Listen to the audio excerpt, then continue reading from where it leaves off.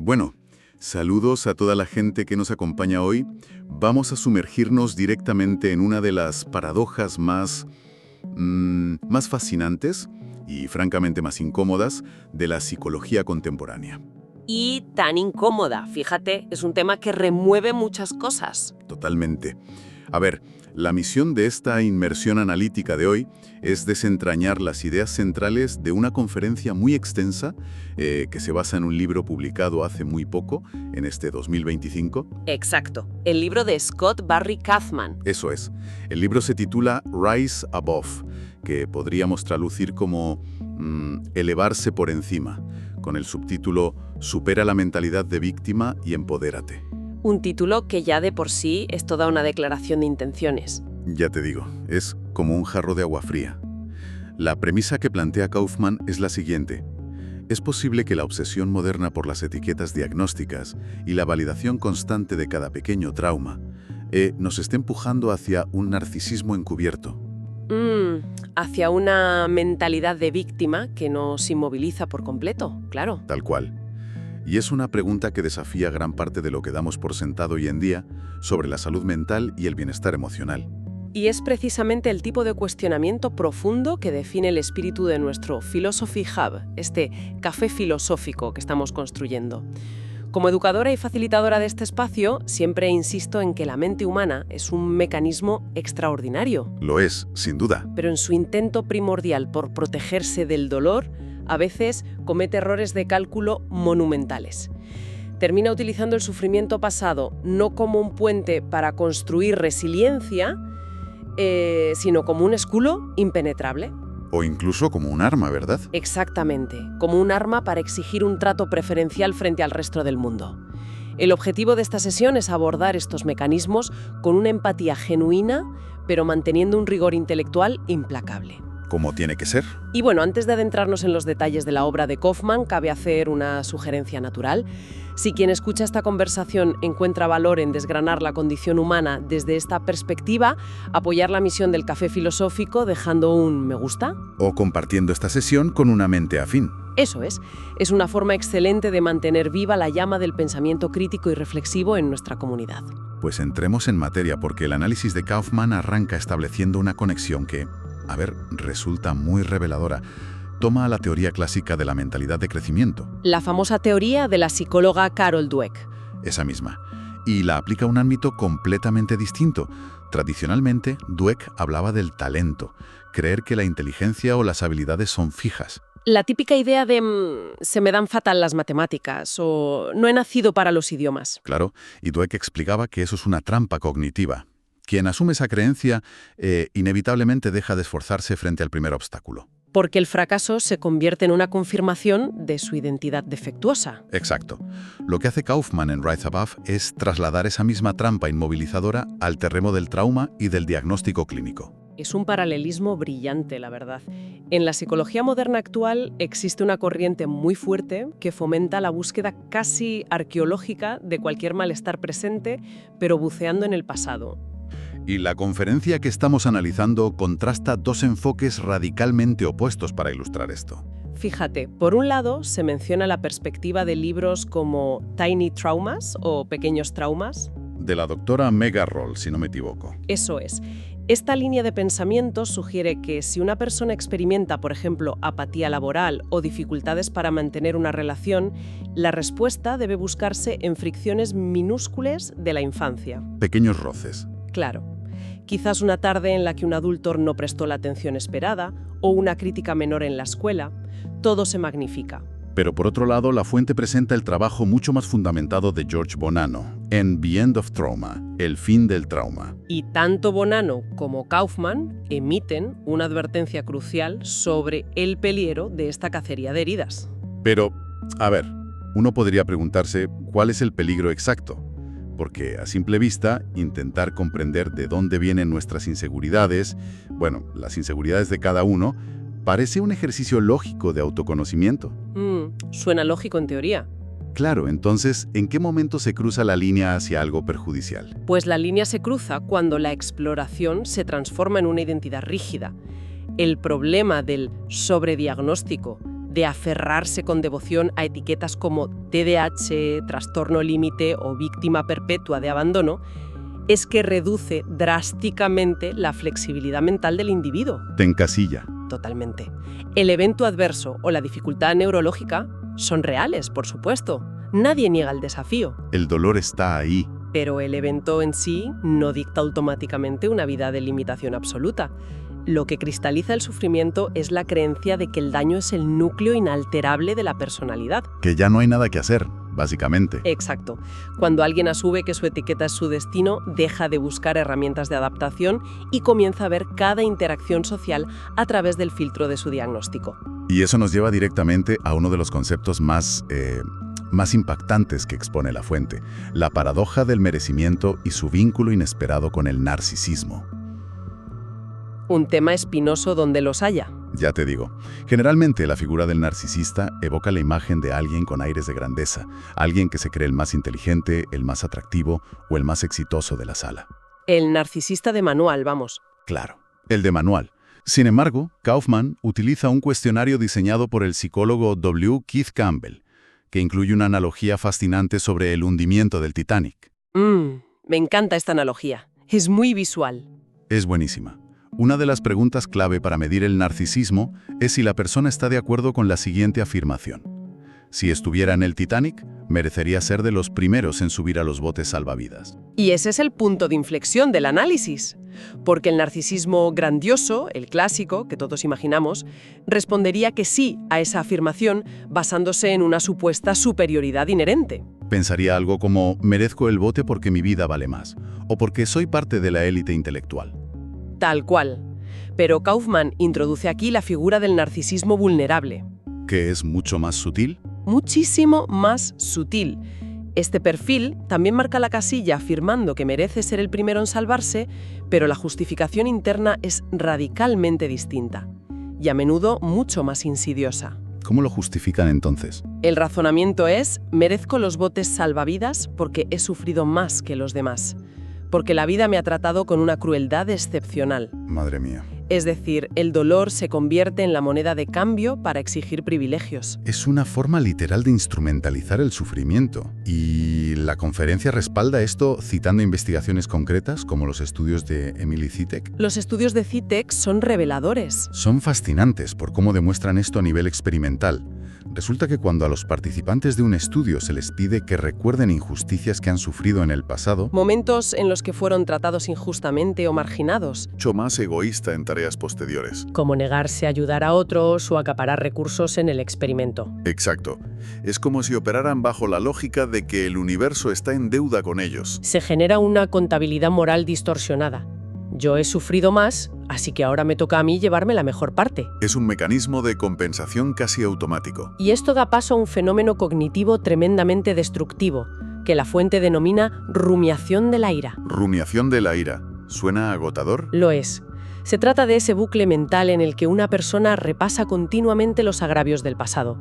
Reproduce discusiones antiguas, imagina respuestas perfectas que no llegó a decir. Típico que te vas a la cama y piensas, le tendría que haber contestado esto. Claro, pero llevado al extremo de alimentar fantasías de retribución constantes. La rumiación constante crea profundas trincheras cognitivas en el cerebro. La hostilidad se vuelve el camino de menor resistencia para el pensamiento. Se acostumbran a pensar desde la trinchera. Exactamente. Al final, quien habita en esa trinchera percibe cualquier mínima fricción cotidiana no como un simple malentendido, sino como un ataque deliberado que confirma su visión de un mundo intrínsecamente hostil. Ahora bien, al pensar en esta exhibición constante de los agravios, es imposible no mirar hacia el entorno digital actual. La fuente introduce el término vulnerabilidad de TikTok, que fue acuñado por el autor Mark Manson. Un término muy acertado para la era en la que vivimos. Vivimos en un momento donde las redes sociales están inundadas de personas compartiendo sus diagnósticos más íntimos y sus traumas infantiles frente a millones de desconocidos. Y Manson argumenta que esto ya no es buscar sanación, sino estatus. Pero espera, porque esto plantea un dilema ético y psicológico muy importante. Tradicionalmente, la psicología ha enseñado que mostrar vulnerabilidad es un acto de valentía absoluta. El primer paso para derribar muros y conectar con los demás, claro. Entonces, ¿cómo se distingue la vulnerabilidad real, la que sana, de esta actuación digital de la que advierte la conferencia? Es una distinción fundamental y a veces muy sutil. La vulnerabilidad auténtica y constructiva tiene como objetivo último la conexión humana y la integración de la experiencia dolorosa. Se comparte para construir puentes. Exacto. Se comparte para decir, esto es lo que me pasó, me duele, y estoy trabajando para comprenderlo y avanzar junto a quienes me rodean. Tiene un propósito de crecimiento. En cambio, la vulnerabilidad performativa, la versión de la que advierte Manson en TikTok y otras redes, tiene un fin transaccional. El sufrimiento se expone en un escaparate no para buscar una cura, sino para adquirir una especie de escudo protector social. Para obtener atención inmediata. Atención, validación incondicional y, sobre todo, para quedar eximido de las críticas o de las responsabilidades adultas. Cuando la herida se usa como una tarjeta de presentación para exigir inmunidad, la vulnerabilidad deja de ser un proceso de sanación y se convierte en una herramienta de poder. Entendido. Es la diferencia entre compartir para sanar y exhibir para dominar. Y frente a esta tendencia de usar el dolor para destacar, Kaufman propone una alternativa luminosa, ¿verdad? Sí, introduce un concepto precioso, el sano, que corresponde a las siglas en inglés de la necesidad de singularidad, need for uniqueness. Básicamente, es el reconocimiento de que todos tenemos un impulso profundo de sentirnos especiales y diferentes al resto del rebaño. Algo muy humano. Todos queremos sentir que importamos y que somos únicos. Pero, en lugar de satisfacer esa necesidad convenciendo al mundo de que nuestro trauma es el más profundo, el Sangu propone canalizar esa misma energía hacia la creatividad, el pensamiento independiente o la innovación. El Sangu es el gran antídoto cognitivo que ofrece esta obra. Permite a la mente humana satisfacer su sed de individualidad sin tener que beber de la fuente envenenada del resentimiento. Canalizar lo negativo hacia algo puramente constructivo. Quien canaliza su necesidad de singularidad a través del Sangu busca aportar algo distinto al mundo mediante el arte, la resolución de problemas, el emprendimiento o simplemente cultivando aficiones y perspectivas que desafíen el pensamiento convencional. Fomenta el crecimiento y la contribución social, en lugar de exigir a la sociedad que pague un peaje por el sufrimiento previo. Y para contextualizar esto, Kaufman observa la polarización actual. Por un lado, tenemos lo que autores como Jonathan Haidt y Greg Lukianoff definen como la sobreprotección y el mimado extremo, donde cualquier incomodidad se eleva a la categoría de crisis traumática. La famosa generación de cristal que suelen mencionar algunos sociólogos. Exacto. Y en el extremo opuesto perdura esa filosofía rígida y fría del amor duro tradicional que invalida por completo el dolor emocional y exige tragar saliva y seguir adelante sin mirar atrás. El típico «los niños no lloran» o «espabila de una vez». Tal cual. Kaufman descarta ambas posturas por ser ineficaces y propone una vía media, una alternativa profundamente humanista que valida la experiencia sin paralizar al individuo. Y para transitar por esa vía media, humanista, creo que hay que abordar el núcleo más delicado de este debate. Porque al cuestionar la mentalidad de víctima, bajo ninguna circunstancia se puede minimizar el dolor genuino y desgarrador que atraviesan millones de personas. Por supuesto que no. El dolor es muy real. El análisis se ancla en la realidad con un ejemplo devastador. La historia del rabino Harold Kushner. Su hijo, Aaron, fue diagnosticado con progeria. Una enfermedad cruel que provoca un envejecimiento prematuro y veloz.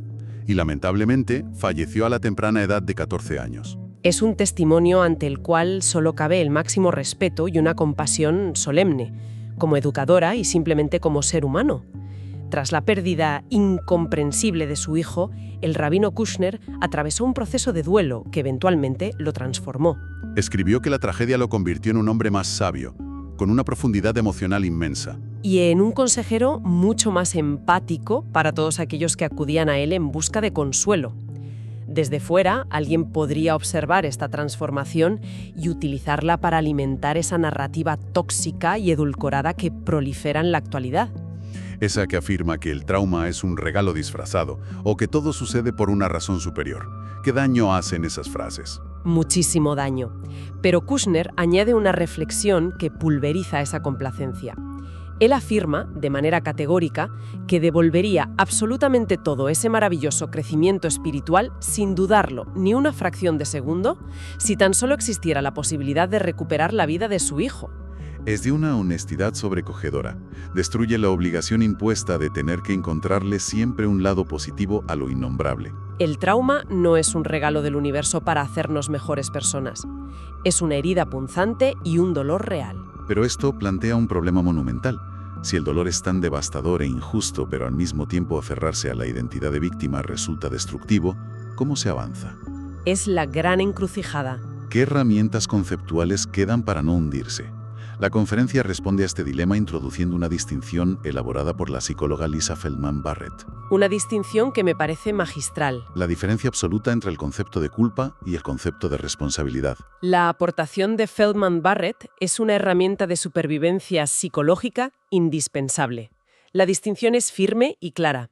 No es culpa de la persona haber sufrido un abuso en la infancia, haber nacido en un entorno de pobreza sistémica, haber perdido a un ser querido trágicamente o haber sido víctima de una injusticia profunda. La víctima no tiene la culpa. Cero culpa. No hay culpa alguna en quien recibe el impacto del dolor.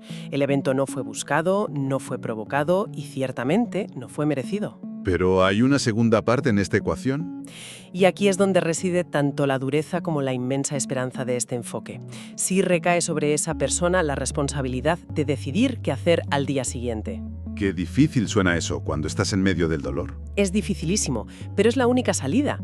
La responsabilidad de buscar sanación, de reconstruir una rutina, de aprender a gestionar los detonantes emocionales y de elegir cómo interactuar con el resto de la sociedad a partir de ese momento, pertenece exclusivamente a quien sufrió el daño. Nadie más puede hacerlo por ellos. Separar de manera tajante la ausencia total de culpa frente al evento pasado de la obligación ineludible de responsabilidad sobre el futuro es el paso más crítico para abandonar la trinchera del victimismo. Alguien abandona material tóxico en la puerta de una casa. Obviamente no es culpa de quien vive ahí que ese residuo esté arruinando su entrada. Es una analogía perfecta. Sin embargo, dejarlo ahí eternamente, mientras se grita al vecindario lo injusto de la situación, solo terminará envenenando a los habitantes de esa casa. La responsabilidad de limpiarlo y proteger el propio entorno, por injusto que parezca, es ineludible. Hay que limpiar el jardín propio para poder seguir viviendo. Para llevar esto al terreno práctico, la fuente menciona la regla de oro de la investigadora Tasha Eurich sobre la introspección. Eurich advierte que, ante la adversidad, la mente tiende a formular preguntas que empiezan por ¿por qué? ¿Por qué me ha tocado vivir esto? ¿Por qué reacciono siempre así? ¡Ay! ¿Por qué la vida es tan injusta? El problema del por qué es que actúa como un ancla. Obliga a la mente a bucear incesantemente en el pasado, buscando justificaciones que, a menudo, no existen, manteniendo la herida abierta. ¿Y cuál es la alternativa que propone Eurich? Sustituir el por qué por el qué. ¿Qué puedo hacer con esta situación hoy? ¿Qué pasos realistas voy a tomar esta semana? ¿Qué necesito aprender para salir de este agujero? El simple cambio del por qué al qué desactiva la rumiación y reorienta toda la energía cognitiva hacia la acción y el futuro. Es un ajuste lingüístico que transforma por completo la arquitectura del pensamiento. Y resulta vital cuando se examina otra de las sombras del sufrimiento contemporáneo abordadas en el análisis, el concepto del antimattering. Un término duro que podría traducirse como la profunda sensación de irrelevancia frente a los demás. Sentir que no importas nada. Para ilustrarlo, se menciona la figura histórica del físico Paul Dirac, un genio absoluto, un premio Nobel que revolucionó la mecánica cuántica. Pero que a nivel personal cargaba con una sensación crónica de ser invisible. Dirac sentía a menudo que su existencia no importaba a nadie, que si desapareciera, el mundo seguiría girando sin inmutarse. Si conectamos esta sensación de irrelevancia total con los elementos que hemos discutido previamente, el panorama social que se dibuja es altamente preocupante. Muy preocupante, fíjate. ¿Cómo interactúan esos factores en la práctica? Bueno, cuando una persona alberga una profunda sensación de no importar, este antimattering, y se le suma una hostilidad interna constante por la rumiación de agravios pasados, junto con ese narcisismo vulnerable que le susurra al oído que el mundo entero le debe algo, por lo mucho que ha sufrido. Se juntan el hambre con las ganas de comer. Y literalmente, el resultado es un cóctel psicológico extremadamente volátil.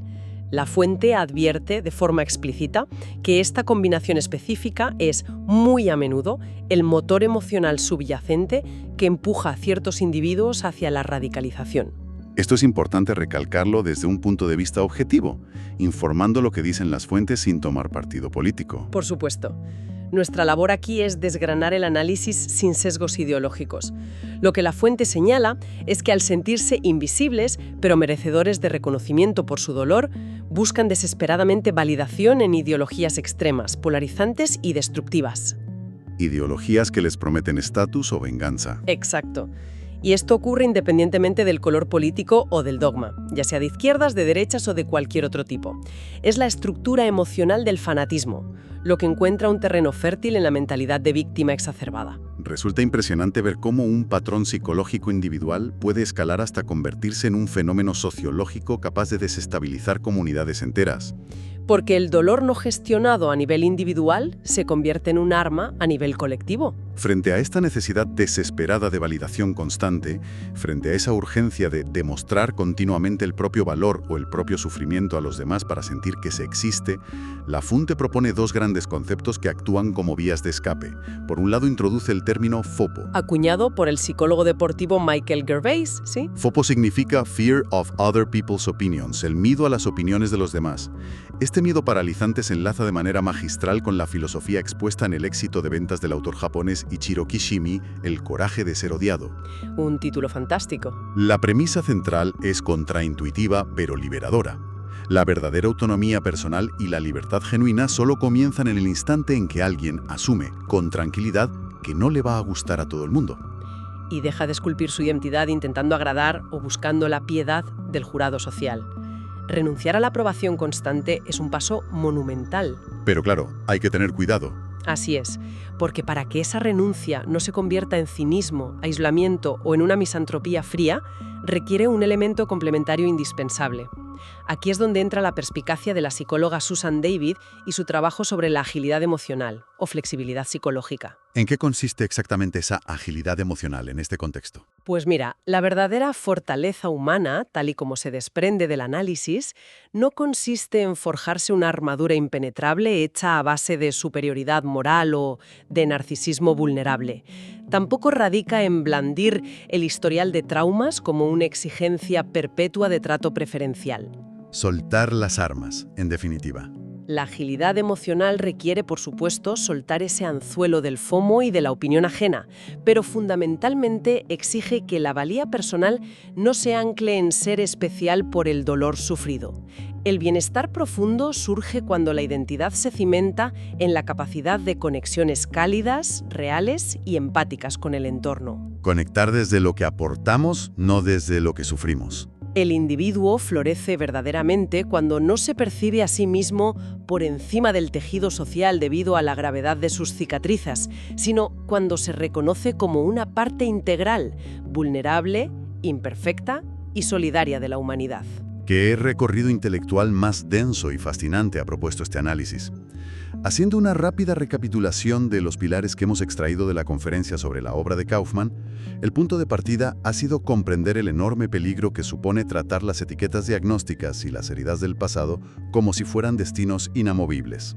Emulando la trampa de la mentalidad fija de la que hablábamos al principio. Tal cual. Hemos desenmascarado cómo el victimismo constante suele ser la máscara perfecta bajo la cual se oculta el narcisismo vulnerable. Ese mecanismo que convence a la mente de que merece los botes salvavidas antes que el resto porque su tormenta particular fue más ruidosa. Una metáfora que difícilmente olvidaremos. Y hemos transitado por la importancia de honrar el dolor real sin romantizarlo, asimilando la lección vital de que, aunque el evento no haya sido culpa de la persona, la responsabilidad de construir un futuro a partir de los escombros es intransferible. Cero culpa, 100% responsabilidad. Y finalmente, la salida de este laberinto pasa por soltar el miedo a la opinión ajena y aceptar la propia existencia como fundamentalmente suficiente. Ha sido una exploración realmente minuciosa y necesaria de las dinámicas mentales que gobiernan la sociedad moderna. Agradecemos la atención sostenida en este tipo de meditación intelectual que caracteriza al café filosófico. Sin duda. Como decíamos al principio, si quien ha acompañado este análisis considera que el mundo necesita alejarse de los discursos de la queja estéril para abrazar debates centrados en la responsabilidad y la resiliencia empática, la acción más valiosa es compartir esta reflexión en los entornos donde el pensamiento crítico es bienvenido. Y un simple me gusta también ayuda muchísimo a la misión. Por supuesto. Y para concluir verdaderamente esta inmersión, alejándonos del resumen y mirando hacia un horizonte nuevo, hay una reflexión que merece ser contemplada en silencio tras apagar el reproductor. Kaufman insta a la sociedad a abandonar la identidad de víctima desde el esfuerzo psicológico individual. Sin embargo, ¿qué ocurre cuando el entorno completo rema en la dirección contraria? Esa es la gran pregunta final. En un mundo donde el entramado digital, los algoritmos de las redes sociales y toda una economía de la atención están diseñados e incentivados financieramente para premiar la indignación, monetizar el conflicto y amplificar el trauma, ¿es la simple voluntad psicológica del individuo suficiente para elevarse por encima?